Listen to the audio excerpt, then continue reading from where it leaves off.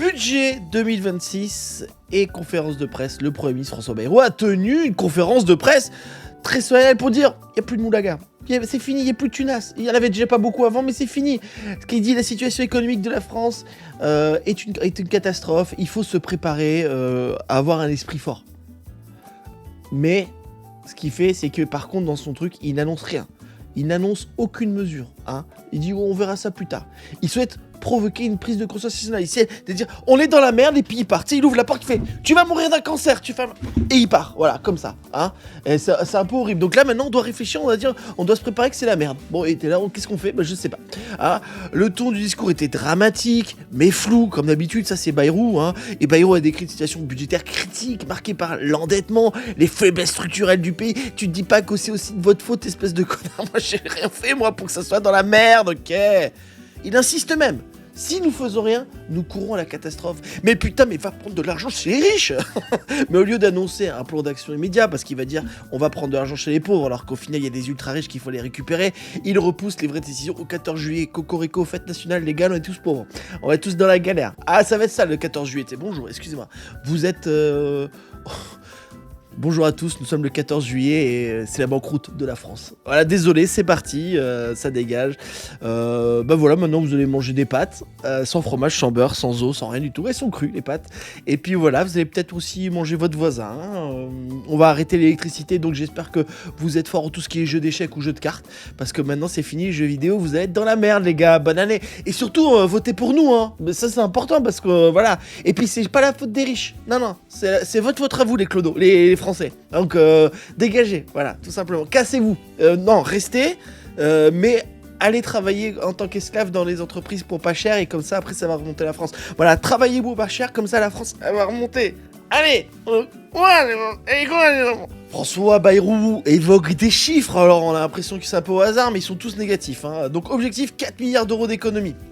J'ai encore 2-3 endroits où tu peux faire d'économies. En 2023, 36 milliards de déficit public selon la Cour des comptes. Cette semaine, il y a une pharmacie qui a escroqué 2 millions d'euros à la Sécu. Voilà, je vous donne des indices. Il faut, selon Bayrou, remettre les finances à plat. On va faire un régime, mais moi, j'ai pas envie de faire de régime. Ça se voit, j'ai pas un physique à faire des régimes, ok ? Les mesures. Pas tout de suite. Attention, pas tout de suite. Vous allez pas tout de suite. Aucune réforme précise annoncée. Non, il veut rien dire parce qu'il a pas envie d'être qu'on le déteste, qu'on lui chie la gueule. Bayrou parle d'une méthode, pas encore du contenu. Voilà, on sait pas encore ce qu'il veut faire. Nous ne proposerons pas nos axes de travail tout de suite. Surprise, motherfucker. Nous voulons d'abord écouter, réfléchir collectivement. Non, mais ça, il veut prendre le temps pour bien nous enfiler. En fait, il veut choisir quel tronc d'arbre il va nous mettre dans le cul. Et là, ouais, je sais pas quel... Celui-là, il est bien allé dans le cul. Réaction des oppositions. Bien sûr, l'opposition politique se sont empressés de dénoncer une opération communication vide. Ah, une coquille vide, il n'y a rien du tout. Hein. De toute façon, il est vide.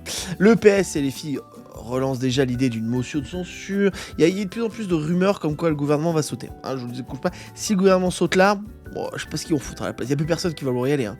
Même Manuel Valls, pas sûr qu'ils disent oui. C'est Manuel Valls, on va dire... Oh, autant j'aime bien avoir le pouvoir, mais alors là, ça sent le caca, tu vois. Donc quand Manuel Valls il veut pas avoir le pouvoir, c'est vraiment que ça va pas. Conclusion, une stratégie de l'attente. On est dans l'attente, on est là, qu'est-ce qu'on fait ? Je sais pas ce qu'on fait, on est en train de dépresser. Est-ce que j'achète ma maison ? Est-ce que je peux partir en vacances la semaine prochaine ou pas ? Dis-moi François. François Bayrou cherche à gagner du temps, voilà, pour construire un consensus ou désamorcer les tensions. Mais ce flou alimente les critiques, notamment sur l'absence de vision claire. Non mais en fait on est dans une voiture, dans une multiplat, ok, mais conduit par un aveugle. Et qui parle pas bien notre langue. Ah c'est ça François Bayrou là. Donc courage à vous, courage à nous. Allez, on s'accroche à tout ce qu'on peut, on est là, et puis on va essayer de s'en sortir les gars, tous ensemble. Hein, l'unité c'est important. Hein. Je sais où on peut retrouver l'argent. Je sais où on peut. Faut quand même pas oublier que les ultra riches payent en pourcentage moins d'impôts que toi le clodo, nous. Déjà, bon voilà. Prévenir, ils vont partir, ils ont qu'à partir.